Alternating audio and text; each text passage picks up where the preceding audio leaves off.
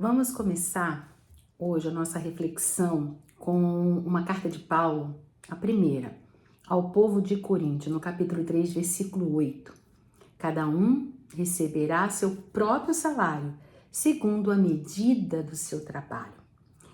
E nesse momento aí que estava acontecendo, esse versículo, foi tirado quando Paulo estava chamando a atenção ao povo que estava se dividindo entre seguir a ele e Apolo, né? Apolo era um servo de Deus, eloquente, muito eloquente nas suas escrituras, e ele ministrou ali na cidade de Corinto depois da partida de Paulo para a Síria. Mas ele era um influente orador. E aí ele acabou se tornando uma atração da cidade, né? E o povo dizia, eu sou de Paulo. Aí outro grupo, eu sou de Apolo, né? E por isso que no versículo 5, né? 3 antes desse que a gente está refletindo hoje, Paulo diz assim, e quem é Apolo? E quem é Paulo? São servos do Senhor. E continua ele no versículo 6, eu plantei, Apolo regou, mas o crescimento é do Senhor, veio de Deus, né? E aí no versículo 7, ele diz assim, de modo que nem o que planta é alguma coisa e nem o que rega, mas Deus que dá o crescimento. Aí é que vem esse versículo 8, né? Ora, o que planta e o que rega são um. Cada um receberá seu próprio salário segundo a medida do seu trabalho. Muito bem. Quando a gente fala, em receber o trabalho, receber um salário justo pelo trabalho que você fez, a gente pensa que em algum momento, várias vezes, não digo um momento só, mas várias vezes a gente já parou e já pensou assim, nossa, quantas vezes, tá sendo injusto aquilo que eu tô recebendo. Ou muitas vezes você, com a sua mão na consciência, fala, eu não estou agradecida àquilo que eu recebo, né? As pessoas que estão à minha volta, se eu parar para pensar, me ajudaram bastante, né? Como me apresentar àquela pessoa que estava ao meu lado durante o meu crescimento, como alguém, que merece ter essa graça de ver aquilo que ele plantou florescer, né? E eu pensei assim, como que a gente pode se mostrar a Deus no nosso dia a dia? Como que seria, que dizem que quando a gente desencarnar, a gente vai chegar lá e vai ver um filminho de tudo que a gente fez. Não sei se vai ser assim ou não, né? A gente não precisa esperar desencarnar para fazer um filminho de tudo que a gente fez, né? A gente pode, diariamente, parar, pensar e rever os feitos para mudar, para transformar, né?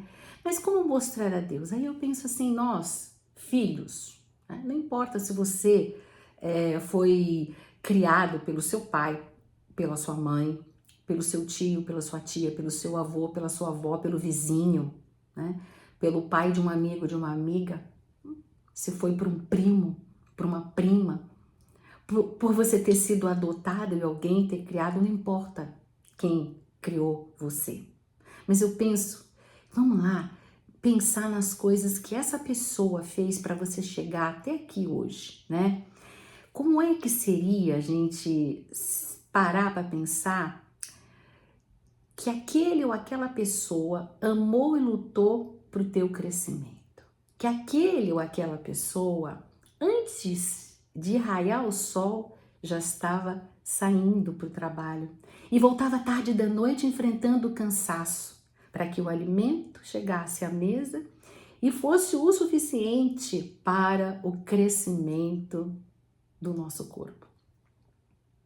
E aquela que muitas vezes vendeu as férias para que nós, tornássemos um homem ou uma mulher digna, um homem ou uma mulher verdadeira, que pagou a escola com sacrifício, os professores, as aulas particulares, o transporte escolar, o uniforme, os livros e agora, os tablets que são obrigados a ter na escola, Tantas coisas que aquelas pessoas, aquele ou aquela pessoa lutou para que você tivesse, vendeu as férias. Você já parou para pensar nisso?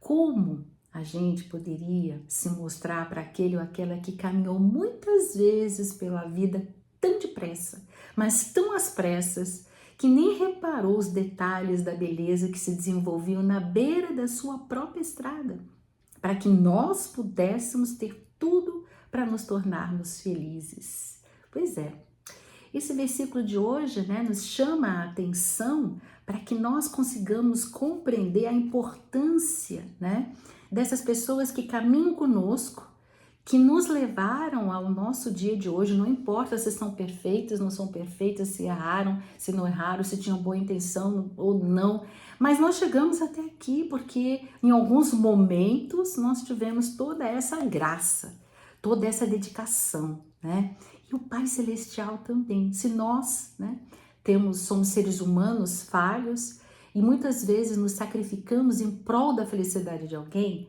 imagina o nosso Pai Celestial, justo, amoroso, perfeito, onde tudo é absolutamente feito para que nós venhamos a sermos verdadeiramente felizes e não o que nós acreditamos ser felizes atualmente, E assim, já que nós temos todo esse amor, à nossa volta, a gente precisa compreender que estamos sendo convidados para sermos colaboradores de Deus. É uma grande engrenagem tudo isso. Todos nós somos pequenas peças nessa grande engrenagem, mas nenhuma peça é melhor do que a outra, porque o todo não iria funcionar bem se uma pecinha dessa faltasse. E quando a gente pensa em ser colaborador de Deus, a gente imagina, mas eu não tenho atributos para poder ajudar, não tenho estudo muitas vezes, não tenho condições financeiras, Mas o Pai não exige atributos especiais, mas sim que nós sejamos aqueles trabalhadores conscientes, Sabe como aquele aluno que estudou para a prova e aí ele tá lá esperando a professora distribuir a prova, mas ele tá em paz, porque ele deu o melhor de si no estudo, na escola, em casa, nas lições, de modo que ele aparece no dia da prova mostrando uma consciência tranquila. E é isso, quando nós vamos, nesse versículo que Paulo nos fala, cada um receberá seu próprio salário segundo a medida do seu trabalho, nós estamos falando não na quantidade, mas na qualidade de tudo que a gente está fazendo. É isso, para que a gente tenha a consciência tranquila, porque a gente nasce com esse juiz, inserido lá no fundo da nossa alma. Ninguém ilude a própria consciência, mas também ninguém foge dela. A nossa consciência nos mostra em letras de luz todas as leis de Deus. Mesmo aquele que não acredita em Deus, essas leis estão lá. A pessoa sabe o que é certo e o que é errado, Igual uma criança, que ela sabe tanto que está errada que ela esconde o erro dela para o papai e a mamãe não descobrir. No fundo ela sabe, e nós também. Mas o nosso Pai, Ele está sempre nos acompanhando na nossa trajetória de vida, E Ele é soberanamente bom, e Ele não age por capricho, muito menos com parcialidade. E tem uma das leis mais importantes, que é a lei da atração. Hamed, no livro Conviver e Melhorar, ele diz assim, abre aspas, olha que interessante essa frase. Nossas necessidades de ascensão evolutiva atraem para as nossas vidas pessoas que têm no interior delas fragmentos de lições ou até de advertências que nós precisamos assimilar, Então, você não está com o pai e a mãe errada, mesmo que adotados. Esse é um erro. Não existe pai e mãe errado, vovó, tia, tio, filho, nora, genro, cunhado. Não existe, Nós atraímos para a nossa vida exatamente as pessoas que têm aquela situação, aquela coisinha para nos ajudar. Por exemplo, se a gente tem que desenvolver a paciência, a gente vai atrair pessoas que vão testar a nossa paciência até que a gente consiga Ser paciente. É como a gente dirigisse um carro. No início, a gente está passando a primeira, a segunda, a terceira, a quarta, e olha o retrovisor e fica preocupado e fala para ninguém falar nada, ficar em silêncio, porque a gente está o tempo todo raciocinando. Aí aquilo a gente faz tantas vezes, tantas vezes, tantas vezes, que acontece? A gente mecanicamente começa a fazer. Já entrou na nossa alma, digamos assim, que a gente não tem mais que pensar. A gente até pode cantarolar uma música, conversar enquanto dirige e não fica pensando agora é segunda, agora é terceira, agora é quarta. A gente faz tantas vezes que já virou automático. Então, quando nós atraímos para o campo da nossa vida pessoas, tanto na vida profissional, na vida social, os amigos, mas principalmente na vida familiar, essas pessoas, elas têm aquela coisinha que é para que a gente possa praticar, experienciar as virtudes que Jesus nos ensinou tantas vezes quanto forem necessário, até que a gente adquire e faça parte, né? Seja automático, faça parte da nossa personalidade. Então nada é por acaso, né? E muitos de nós, quem é que não quer transformar vidas, né? Ah, com certeza, a nossa mãe, o nosso pai, o nosso amigo, o nosso funcionário, os nossos irmãos, o nosso chefe, né? Os subalternos lá no trabalho, os colegas, os amigos, os vizinhos, mas principalmente os filhos, né? A gente quer mudar. E às vezes quando a gente começa a ler o Evangelho de Jesus, a estudar e aprender, o que acontece? A gente começa a refletir, a gente começa a ficar maravilhado com aquelas coisas, né? E aí a gente quer converter eles a Jesus para facilitar melhor, né, a nosso convívio, né? E aí a gente começa a querer enfiar Jesus goela abaixo, né? E você já reparou que a gente não consegue ter êxito? Por que será? Porque não é com a existência de Jesus e sim com a nossa própria existência transformada. É assim que transformamos vidas. O mestre é o objetivo, né? Mas é a nossa mudança, é a nossa transformação que muda, né? Por exemplo, quer ver? Você brigava, discutia, batia a boca, e aí você começa a refletir sobre a compreensão, né? O entendimento, a solidariedade, né? Aquelas frases que Jesus reconciliava enquanto está a caminho, né? Compreenda, entenda, perdoa 70 vezes 7 milhões de vezes, né? E a gente vai refletindo e a gente vai mudando. Então aí na próxima briga, a gente acaba sendo mais calmo, mais tranquilo, o silêncio, né? Embora a gente ainda sinta raiva, mágoa, sei lá, os sentimentos que aquilo provoque, ainda podemos, na primeira etapa, não responder. Dormir sobre o assunto. Aí no dia seguinte a gente consegue ter a sabedoria espiritual, né? A sabedoria cristã, e aí a gente vai conversar de uma maneira diferente. Percebe? É assim que a gente desperta a essência de Jesus nas pessoas. É assim que a gente transforma as pessoas à nossa volta com Jesus. Primeiro fazendo a mudança interna nossa, para depois, né, com as nossas atitudes, ela reverberar, né, nas situações em que a gente vai vivendo, né? Pois é, isso, gente, é uma libertação. E a cada vez que a gente vai refletindo, lá no silêncio da nossa alma, no nosso mundo interno, nós já vamos perceber que as coisas vão mudando, né? Porque transformar vidas é com a nossa própria transformação, né? E assim a gente pode se apresentar ao Pai como um obreiro, né? Como instrumento do seu amor. Mas mudar, eu sei que implica demolição e reconstrução, nos diz Hamed naquele livro, né? Olha como ele diz, abre aspas, não se trata apenas de escutar certas regras de conduta, mas olha aqui, mas sim de desembaraçar-se de outras tantas acumuladas na noite do tempo, na escuridão da ignorância espiritual, né? Então é importante se nós não fizermos essa transformação, nós vamos permitir que os nossos atos de hoje sejam contaminados pela nossa ignorância, pelas nossas sombras de ontem, né? À medida que a gente vai avançando no nosso conhecimento, nós vamos tornando responsáveis pelo que nós deixamos também de fazer. Então, não vamos ser um obstáculo no caminho de quem quer que seja. Até agora, a gente tem sido bastante pesada a economia da vida, né? A gente tem gastado muita energia nas numerosas existências entre as indas e vindas entre o céu e a terra. E a gente tem repetido às vezes os mesmos erros.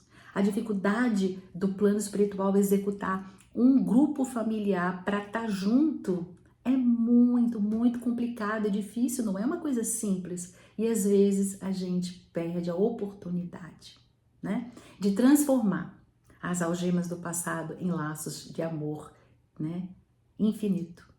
Então, não estamos mais aqui. A gente sabe que esse momento de transição planetária é de extrema importância e muitos espíritos que estão do lado de lá, dizem que é 24 para cada um de nós, né? Gostaria de estar aqui no nosso lugar. Então vamos aproveitar essa oportunidade. Não vamos criar empecilhos para atrapalhar o desenvolvimento daqueles que estão conosco, porque nós é que somos o evangelho que eles vão ler, talvez, o único. As nossas atitudes, a nossa maneira de falar. Eu sei que a gente sente muitas vezes, né, sentimentos de revolta, de ódio, de raiva, de mágoa, né? Mas isso atrapalha, mina o campo da boa vontade, desanima. Por isso nós precisamos a cada dia rever, compreender, né? Ler o Evangelho, né? Refletir sobre aquele Evangelho, para que você possa transformar a sua própria vida, né? Para Deus, gente, o importante não é o que nós fomos, mas é o que nós iremos ser.